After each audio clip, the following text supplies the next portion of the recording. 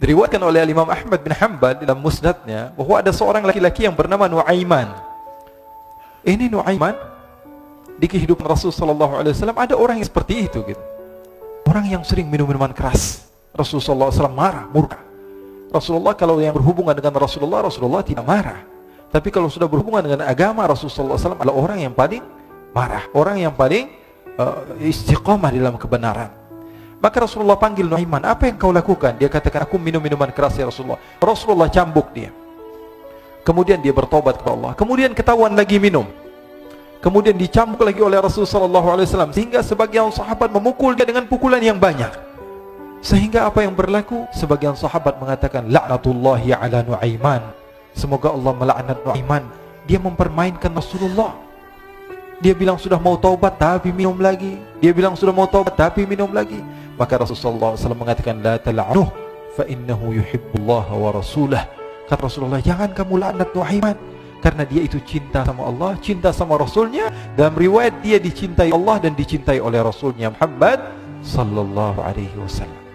Ibn Majah menceritakan bahwa Nuaiman ini pernah suatu waktu diajak oleh Sayyidina Abu Bakar pergi ke negeri Syam. Negeri Syam itu di mana? Seperti yang diceritakan tadi, antara daerah Suriah, Lebanon, Yordania, kemudian Palestina. Daerah seperti itu. Umumnya orang Quraisy pada masa itu mereka memiliki rihlah berdagang, membeli dagangan di Syam, kemudian dijual lagi di kota Makkah. Ketika itu Rasulullah SAW didatangi Abu Bakar. Abu Bakar mengatakan kepada Rasulullah, ya Rasulullah, saya mau izin ya Rasulullah. Mau apa? Saya mau ajak dua sahabat kamu ini ikut berdagang ya Rasulullah. Siapa kata Rasulullah? Nuaiman. Kata Rasulullah SAW, Nuaiman kamu mau ajak? Mau ngapain? Biar seru-seruan aja ya Rasulullah. Kata Rasulullah, ya sudah, saya izinkan kamu bawa Nuaiman. Ketika itu Sayyidina Abu Bakar membawa Nuaiman sama satu sahabat namanya Suwaibid ibn Harmalah. Siapa namanya? Suwaibid ibn Harmalah. Ini sahabat Rasulullah SAW yang memiliki sifat yang berbeda-beda. Kalau Nuaiman ini aneh. Pernah Rasulullah SAW dibawain makanan banyak, dikasih Rasulullah, dikasih sahabat semua. Semuanya sudah makan, tiba-tiba si Nuaiman ini, sahabat Nabi Nuaiman mengatakan kepada Rasulullah, ya Rasulullah, ini yang penjualnya, tolong kau yang bayar ya Rasulullah. Makanan udah habis. Makanan udah habis. Rasulullah SAW bingung, saya yang bayar. Akhirnya Rasulullah katakan kepada sahabat, ayo keluarkan uang, kita patungan, kita bayar. Rasulullah aja mainin, apalagi kita orang. Sallu ala Nabi Muhammad. Nuaiman diajak Sayyidina Abu Bakar. Kata Rasulullah SAW, benar kamu mau ajak Nuaiman? Iya ya Rasulullah. Diajaklah akhirnya. Diceritakan dalam riwayat Ibn Majah, diceritakan juga di dalam Siyar A'lam An-Nubala, diceritakan juga di dalam Musnadnya Imam Ahmad bin Hanbal, dalam riwayat Imam Ahmad bin Hanbal. Maka diceritakan Nuaiman diajak oleh Sayyidina Abu Bakar. Sesampainya di negeri Syam, semua dibagi tugas. Fulan bin Fulan kerjaannya ini, Fulan bin Fulan kerjaannya ini. Semua memiliki kerjaan. Nuaiman tanya, wahai Abu Bakar, kerjanya saya apa wahai Abu Bakar? Kata Sayyidina Abu Bakar, kamu mau ngapain teruslah kamu wahai Nuaiman. Yang penting kamu ikut saya kan. Kemudian satu di antara mereka namanya Suwaibid ibn Harmalah. Ditanya oleh Sayyidina Abu Bakar, wahai Suwaibid, kamu mau kerjaan apa? Kata Suwaibid, terserah kamu wahai Abu Bakar. Kata Sayyidina Abu Bakar, kamu menjaga makanan, karena saya tahu kamu ini adalah orang yang senantiasa menjaga amanah. Suwaibid ini kalau disuruh maju dia maju, disuruh mundur dia mundur, disuruh ke kanan dia ke kanan, disuruh ke kiri dia ke kiri. Orang yang ikut aja. Kalau Nuaiman beda, disuruh maju dia ke belakang, kasih sen kanan ke kiri belok. Nuaiman itu orang yang berbeda. Maka Suwaibid mendapatkan tugas, semua mendapatkan tugas kecuali Nuaiman. Sehingga ikhwani, apa yang berlaku, apa yang terjadi? Sayyidina Abu Bakar pergi sibuk dengan kesibukannya, sehingga datanglah waktu siang. Nuaiman sudah lapar. Nuaiman cari makanan. Dia nggak punya uang, diajak Sayyidina Abu Bakar tapi tidak diberikan uang. Sehingga dia cari-cari makanan. Dia tahu Suwaibid yang jaga makanan. Dikatakan, wahai Suwaibid, saya mau makan, berikan kepada saya satu roti saja. Yang terpenting apa? Saya makan sekarang, saya sudah lapar. Kata Suwaibid, ya Allah Nuaiman, kita tunggu Abu Bakar saja sehingga dia datang, karena ini amanat. Amanat dari Abu Bakar, saya tidak boleh berikan pada siapapun kecuali atas izin Abu Bakar. Kata Nuaiman, kasih saya makanan, kalau tidak saya bikin masalah sama kamu.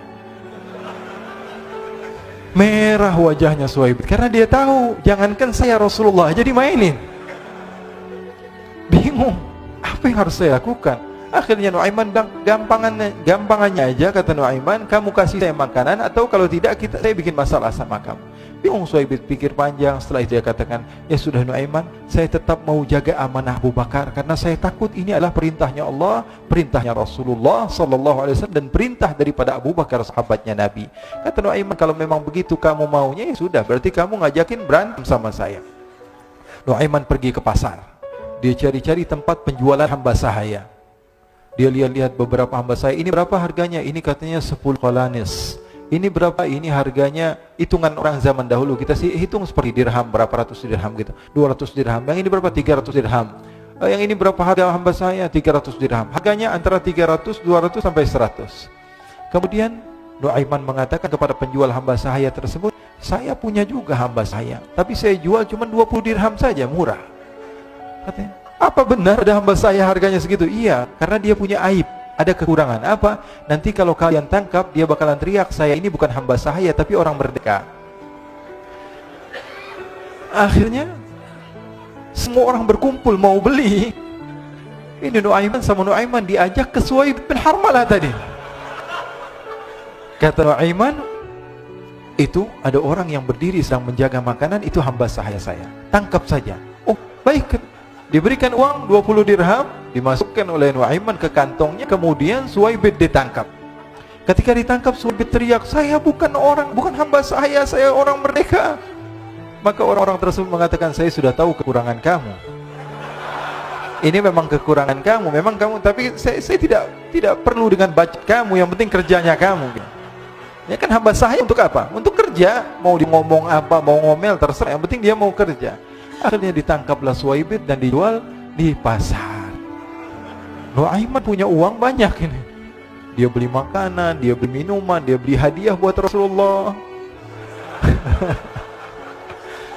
Dia beli macam-macam di negeri Syam ini. Waktu itu adalah superpower, adidaya Romawi. Pada masa itu semua barang mahal, tapi Nuaiman banyak uangnya. Dia belanja ini, belanja itu, sehingga Sayyidina Abu Bakar pun pulang. Ketika Sayyidina Abu Bakar pulang, Sayyidina Abu Bakar cari, mana ini Suhaib? Kita semua sudah lapar. Kata Nuaiman dengan mudahnya dia mengatakan, sudah saya jual wahai Abu Bakar. Maka Sayyidina Abu Bakar bertanya, apa yang kau lakukan wahai Nuaiman? Diceritakan oleh Nuaiman dengan jujur. Nuaiman ini orangnya apa adanya, tapi nyusahin.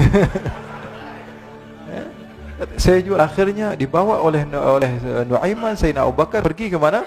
Ke pasar, lalu dibeli lagi oleh Sayyidina Abu Bakar As-Siddiq. Suhaib yang tadinya orang merdeka menjadi hamba sahaya sebentar, kemudian dibeli lagi oleh Sayyidina Abu Bakar. Pulang ke Madinah, kisah ini diceritakan di hadapan Rasul sallallahu alaihi wasallam. Maka perawi mengatakan, fadhahikan nabiyyu hatta badat nawajidhuhu. Ketika diceritakan kisah Nuaiman tersebut dengan Suhaib, Rasulullah tertawa sejadi-jadinya sehingga gigi geraham Rasul sallallahu alaihi wasallam nampak di wajah mata para sahabat. Sehingga perawi lain mengatakan, 1 tahun berlalu Rasulullah, setiap ada tamu yang datang kepada Rasulullah, Rasulullah akan ceritakan kisah Nuaiman menjual Suhaib. Jadi ada ikhwani, jangan kalian kira Rasul sallallahu alaihi wasallam itu hidup di satu masa sahabat-sahabatnya itu seperti ustaz-ustaz yang khusyuk, yang kayak Habib bin Ais ini banyak. Bahkan ikhwani, mungkin di akhir karena masanya sudah habis, pernah suatu waktu Rasul sallallahu alaihi wasallam didatangi asyraf, delegasi dari beberapa negara yang ingin mengenal apa itu agama Islam.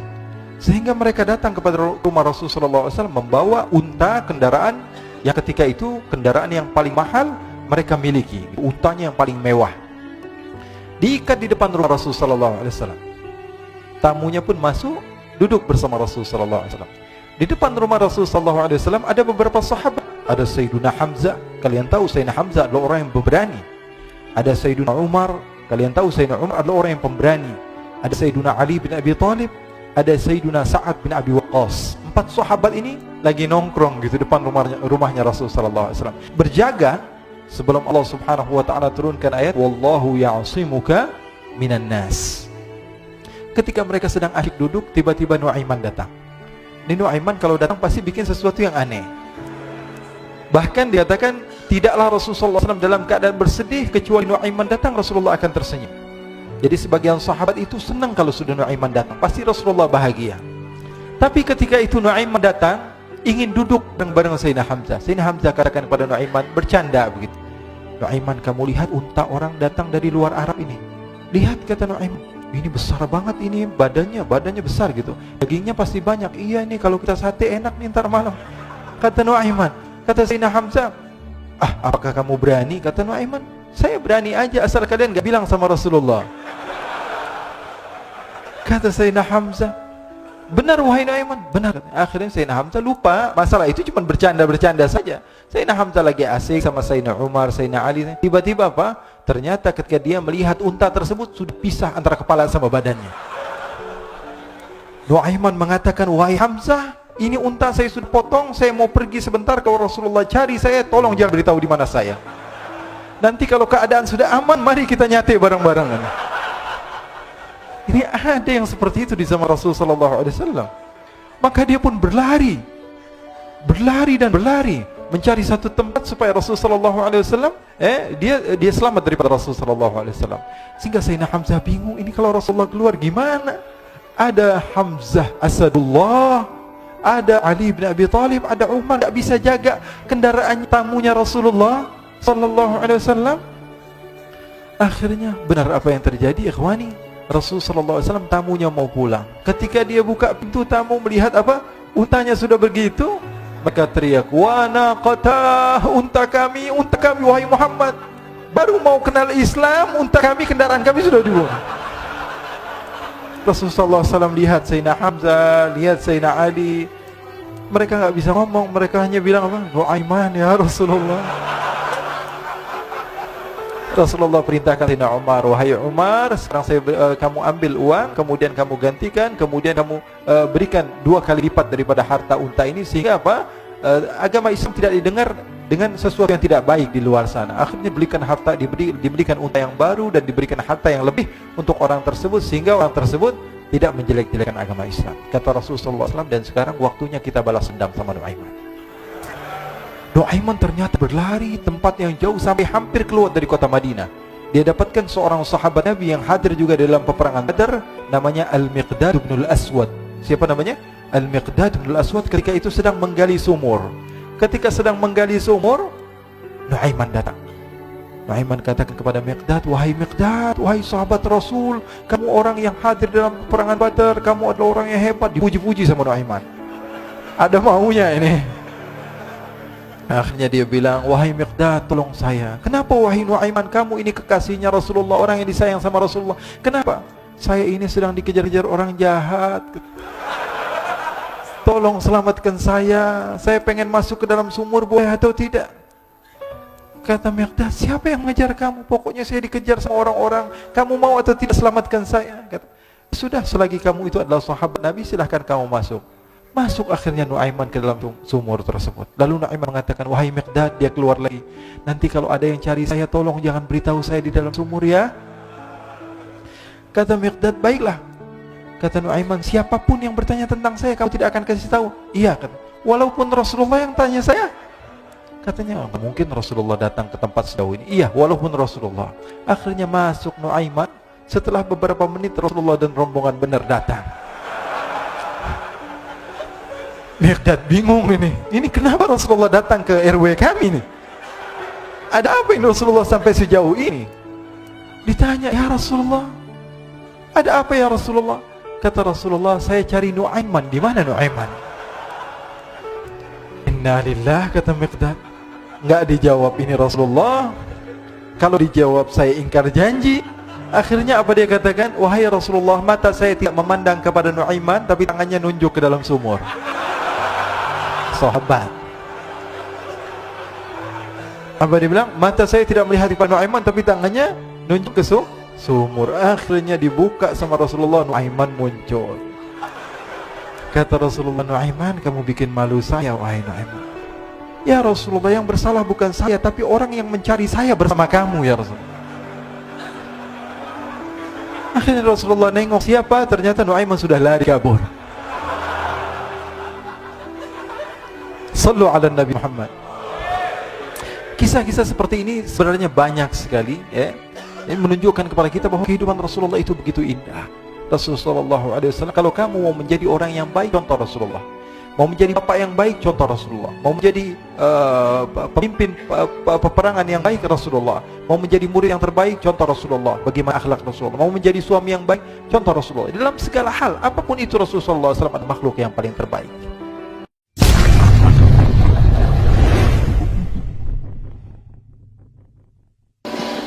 Jadi sahabat Nabi tadi Nuaiman pernah suatu waktu dia di zaman Rasulullah SAW sudah meninggal. Rasulullah SAW sudah intaqala ila rafiqil a'la. Bahasa meninggal sepertinya kurang pas buat Rasulullah SAW.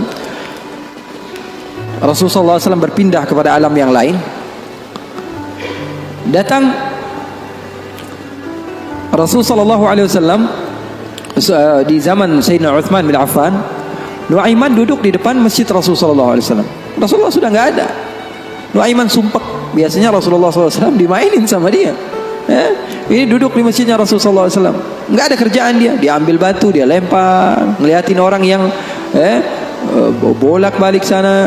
Kalau kata orang Malaysia, pusing sana, pusing sini, balik sana, balik sini. Nuaiman melihat ada orang yang buta, orang yang nggak bisa melihat, pegang tongkat.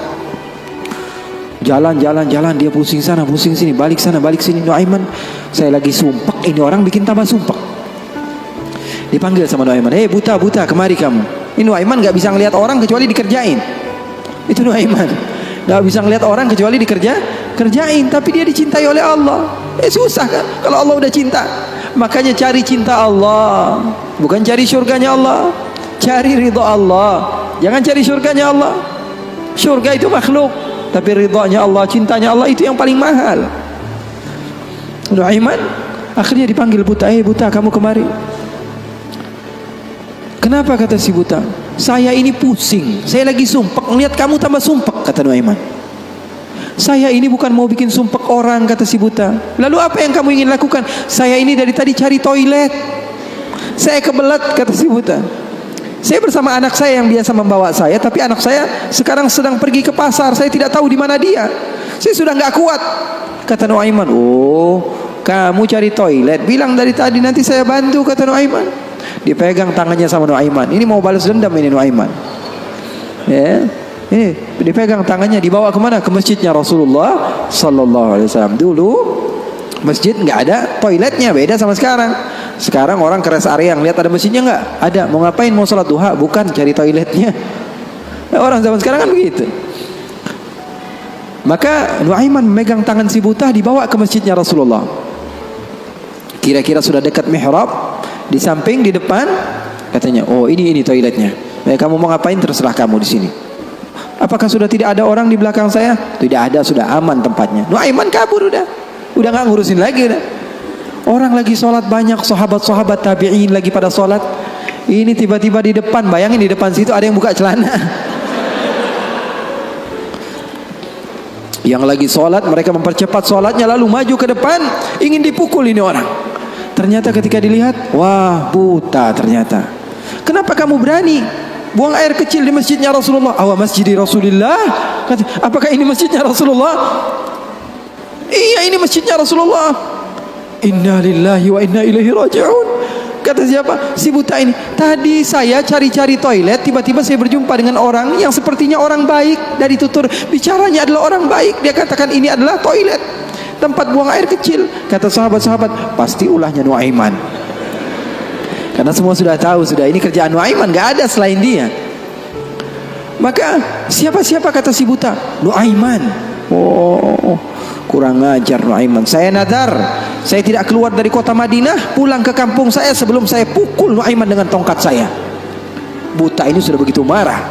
Akhirnya dia keluar dari masjid, dia cari-cari. Dia pusing sana, pusing sini, lari sana, lari sini. Dia cari di mana yang namanya Nuaiman. Tanya ke sana, tanya kemari. Tahu nggak Nuaiman? Oh, Nuaiman kalau dicari nggak bakalan ketemu. Sebagaimana. Tiba-tiba dia sudah capek, ini si buta. Nuaiman datang.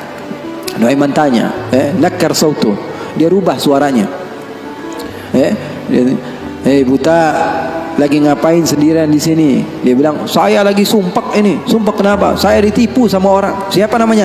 Nuaiman. Terus kamu mau ngapain sekarang? Saya mau balas dendam. Oh, sini saya antar kamu kepada Nuaiman. Padahal yang ngomong siapa? Nuaiman. Ini bukan cerita-cerita saya yang bikin loh, bukan. Ada riwayatnya. Maka Nuaiman memegang tangan si buta, dibawa lagi kemana? Dia bohongi, dia tipu. Dia ajak keliling-keliling dulu, seakan-akan tempatnya sudah jauh. Selepas itu dia bawa ke masjidnya lagi. Dibawa lagi ke masjidnya Rasulullah SAW. Didekatkan kepada mihrab. Ketika itu Khalifatul Rasulullah Sayyiduna Uthman bin Affan, Amirul Mukminin, sedang salat. Sayyidina Uthman, jangan kalian tanya khusyuknya di dalam salat. Bahkan beliau terbunuh ketika sedang membaca Al-Quran, zikir kepada Allah Subhanahu wa taala. Dibawa oleh Nuaiman si buta dengan tongkatnya, disuruh pegang-pegang di mihrab. Ada orang enggak? Ada. Itu tuh Nuaiman itu, dia pura-pura soleh, itu dia habis nipu kamu, dia pura-pura sholat katanya. Oh, ini Nuaiman. Iya. Akhirnya Nuaiman pergi. Nuaimannya pergi. Buta ambil apa? Tongkatnya, dia pukul Sayyidina Uthman bin Affan.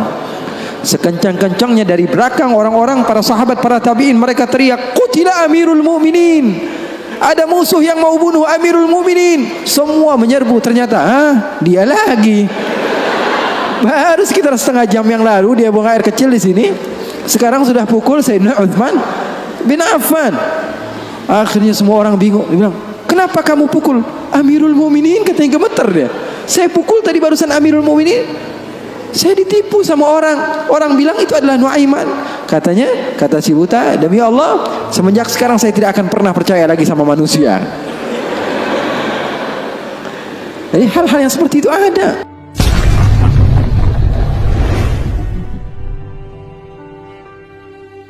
Maka Rasulullah SAW duduk ketika itu sendiri. Abu Bakar datang, izin, Anjasyah, boleh atau tidak saya masuk? Kata Rasulullah, siapapun mau masuk silahkan masuk. Masuk Sayyidina Abu Bakar. Sayyidina Abu Bakar ini enggak kuat. 1 jam saja pisah dari Rasulullah, dia pasti kacau hidupnya. Datang ke Rasulullah SAW, duduk. Sayyidina Abu Bakar orangnya begitu, enggak berani. Ini paham bahasa Indonesia enggak nih? Paham ya? Saya kira karena sebagian orang, saya pernah ceramah di satu tempat di Banten, di pedalaman dusun. Saya ngomong bahasa Indonesia, saya kira paham semua orang. Pas selesai kajian sekitar 1,5 jam saya ngomong, tahu-taunya nggak ada yang paham bahasa Indonesia. Rasanya pengen apa itu? Paham bahasa Indonesia, paham ya? Paham. Maka Sayyidina Abu Bakar masuk ke rumah Rasul, ke tempat Rasul sallallahu alaihi wasallam. Ketika itu sedang duduk, Rasulullah diam. Sayyidina Abu Bakar orangnya ini enggak berani memulai omongan, berbeda dengan sahabat yang lain. Melihat Rasulullah, dia diam saja. Beliau ini di antara syimahnya, di antara apa? Syama'ilnya, di antara sifat Sayyidina Abu Bakar yang disebutkan perawi bahwa Sayyidina Abu Bakar ini kalau Rasulullah tersenyum, dia tersenyum. Kalau Rasulullah nangis, dia nangis. Kalau Rasulullah bahagia, dia bahagia. Pokoknya yang ada di dalam otaknya Rasulullah saja. Buktinya di dalam hijrah, Nabi Muhammad SAW bertanya kepada Sayyidina Abu Bakar, ada air atau tidak? Rasulullah perjalanan beberapa hari, ada air atau tidak? Sayyidina Abu Bakar bergegas mencari air. Dapat sedikit, diberikan kepada Rasulullah SAW. Rasulullah minum. Lalu beliau mengatakan, "Fasyariban nabiyyu wartawaitu ana." Katanya Rasulullah yang minum, tapi yang lepas dahaga saya. Sallu ala nabi. Itu yang namanya cinta. Itu yang namanya cinta. Yang minum Rasulullah, tapi yang lepas dahaga siapa? Sayyidina Abu Bakar As-Siddiq.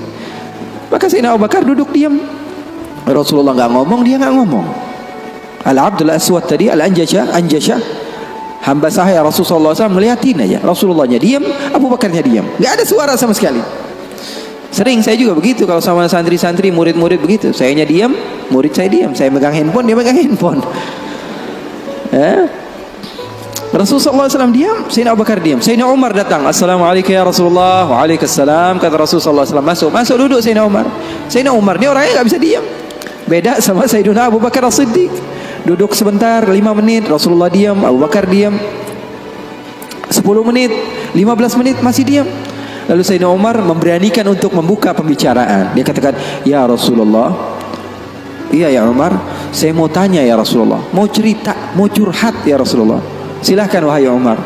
"Saya punya istri di rumah ya Rasulullah." Ceritanya istri, udah dikasih uang belanja masih kurang aja. Sudah dicukupi keperluannya, masih saja marah-marah. Nah, itu orang yang udah punya istri ya. Nggak punya istri kesian deh lo. Jangan senyum-senyum ya, semuanya yang ngerasa. Sayyidina Umar bin Khattab, dia mengatakan apa? Ya Rasulullah, saya punya istri di rumah ya Rasulullah. Sudah saya kasih uang masih kekurangan saja ya Rasulullah. Sudah saya cukupi keperluannya masih saja ya Rasulullah. Cerita panjang lebar tentang istrinya kepada Rasulullah SAW. Serius ini Sayyidina Umar. Rasulullah ketika mendengar Sayyidina Umar mengatakan hal yang sedemikian rupa, Rasulullah tertawa. Rasulullah tertawa. Yang tadinya Rasulullah SAW sedang bersedih, sedang sumpek, sedang boring, Rasulullah SAW tertawa. Sayyidina Abu Bakar tertawa juga. Sayyidina Abu Bakar tertawa, Rasulullah tertawa. Sayyidina Umar bingung, saya lagi cerita sedih kok malah ketawa semua.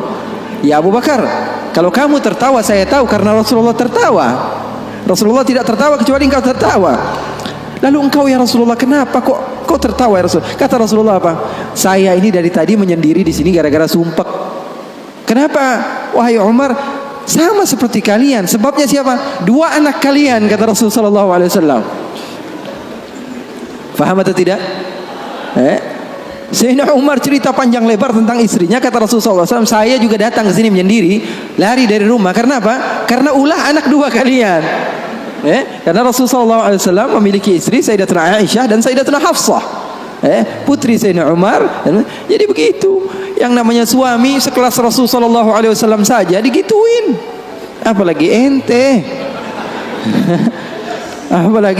apalagi kita sekelas Rasulullah SAW saja mendapatkan cobaan dari Allah Subhanahu wa taala begitu. Ini sebagian sahabat akhwat bilang sama saya, Habib, saya ini gak bakalan bisa jadi hamba yang solehah. Kenapa? Saya dulu sering ikut kajian Habib, tapi setelah saya menikah, saya dikekang oleh suami saya Habib. Susah mau ngapa-ngapain. Dia sholatnya malas, ibadahnya malas, zikirnya malas. Kalau saya nggak jadi solehah, yang tanggung jawab kan suami saya Habib ya. Saya katakan kepadanya, itu kejadian benar. Iya betul ya Habib, dia bilang. Suami saya itu tidak mendidik ya Habib. Bagaimana?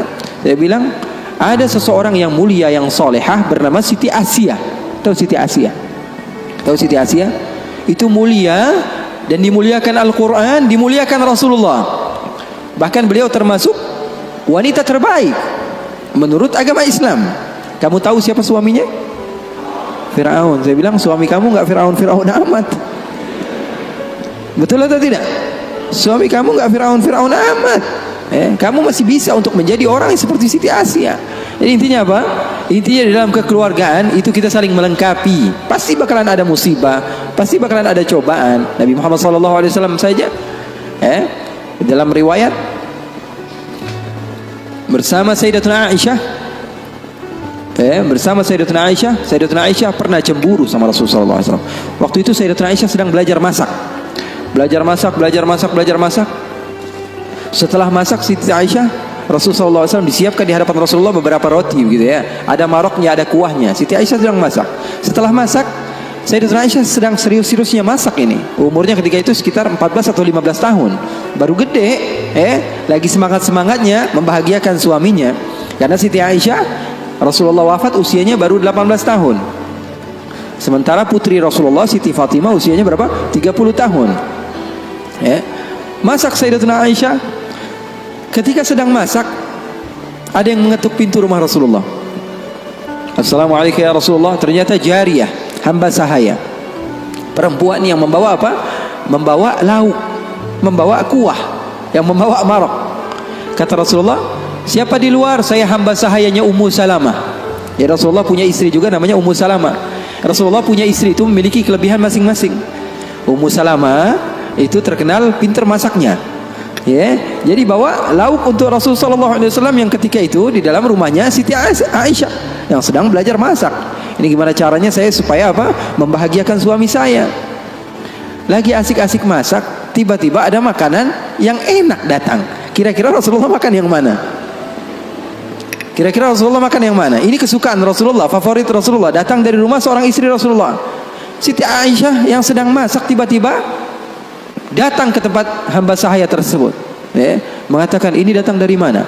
Dari Ummu Salamah. Apa yang dibawa? Marok untuk Rasulullah SAW, kuah daripada masakan Ummu Salamah, kesukaan Rasulullah. Wahai Aisyah. Apa kata Siti Aisyah? Kamu bawa pulang nggak? Kalau nggak saya pecahin piringnya.